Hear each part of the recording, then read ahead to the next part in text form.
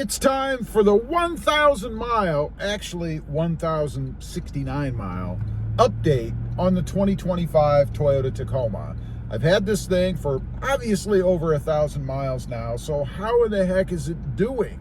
First of all, let me give you just a general overall impression.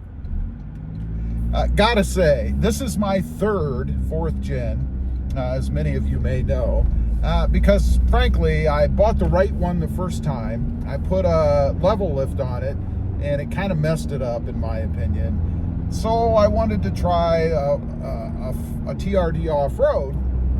I put a level lift on that, kind of messed that one up a little bit too.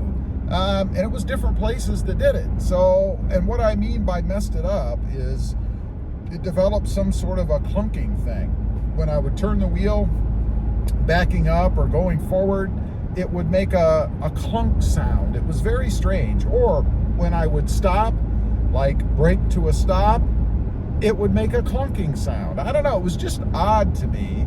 And it was only a 1.5 inch lift. It wasn't like I went 3.5 inches or something crazy where I, really changed the geometry of the suspension under there. So I don't know what it was. Hard to say, but it turned me off on those two. And that's why, it's not the only reason why, but that's part of the reason why I am on my third now. And this is the 2025 TRD Sport, which is my favorite trim, by the way. I decided after having the first Sport and then the TRD off-road that the Sport was the truck for me. And that's because it just feels stronger to me. It feels firmer, and I like that. The steering is firmer, the ride is firmer, and it seems to have, before I did the modifications I've done, more acceleration than just the stock TRD off-road. That's the biggest reason why I went back to the Sport. And it's where I'm gonna stay. There's nothing else that I would get. I wouldn't say there's nothing else that I want. I mean, it would be interesting to have the TRD Pro, but it's way overkill for what I need, and it's a finished truck. I do my own mods and things, and that truck is done. What are you gonna do? Start taking things off that you paid for and put other things on? It doesn't make a lot of sense to me, but I do like the truck. So let's get to the meat of the video. How is this truck doing? First of all, fit and finish. I don't have any issues but one, just a small, and it would fall under the finish category, I guess.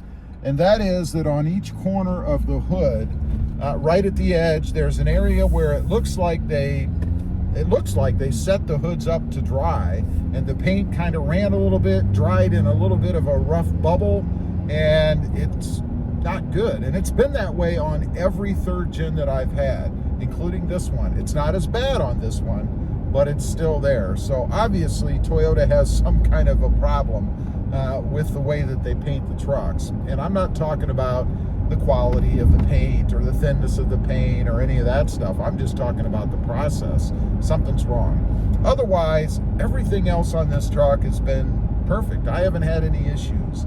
The gapping and all that stuff is where it should be, within certainly acceptable tolerance. I mean, if I was to take a meter or something and go around nitpicking, I'm sure I'd find that the gap on that side of the hood is different than the gap on that side of the hood.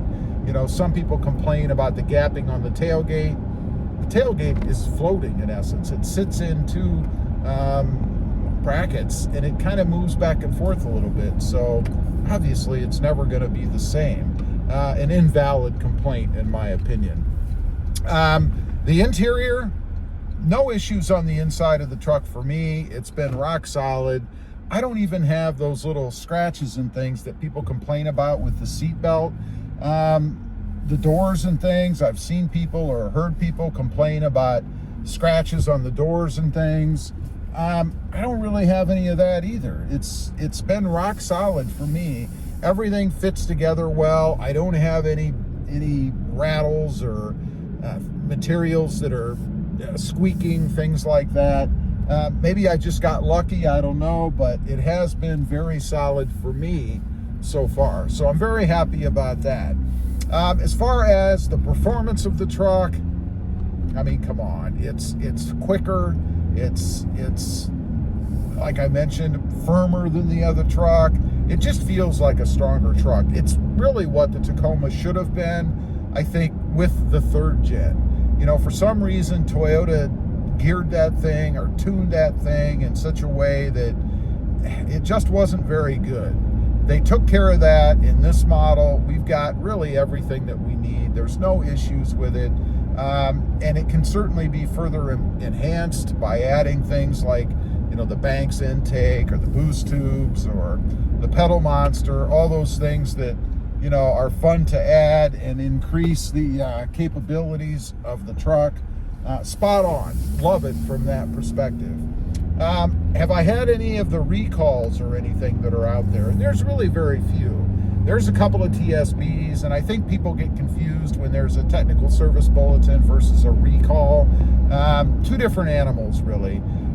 On my, I think it was the TRD off-road, I was affected by the brake line recall.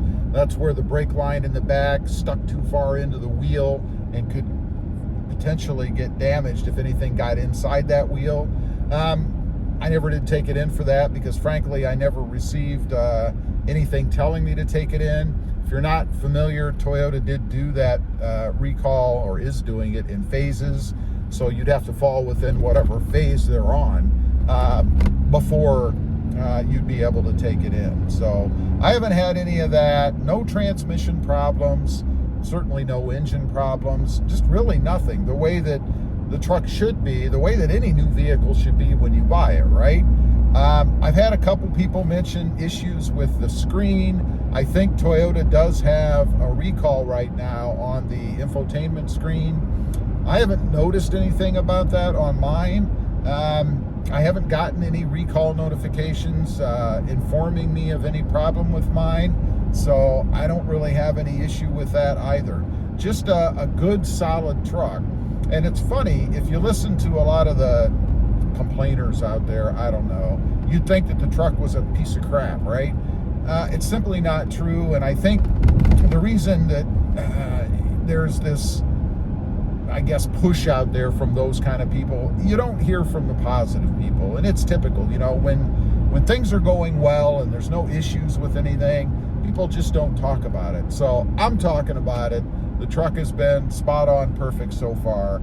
The only complaint, there's really only two complaints I have with this truck, and they are really minor. Number one is the lowering of the driver's seat on the manual seats when you get in and out of the truck. Your rear end slides across that lever, depresses it, and the seat goes down a notch. It's annoying. Is it a problem? No, it's not a problem. It's not hard to reach over and crank the seat back up if you need to. Secondly is the fuel economy. This is partially, mainly my fault, I guess.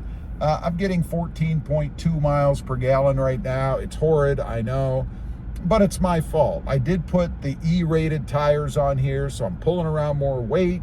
I've got the rock sliders on the sides. They're 50 plus pounds a piece.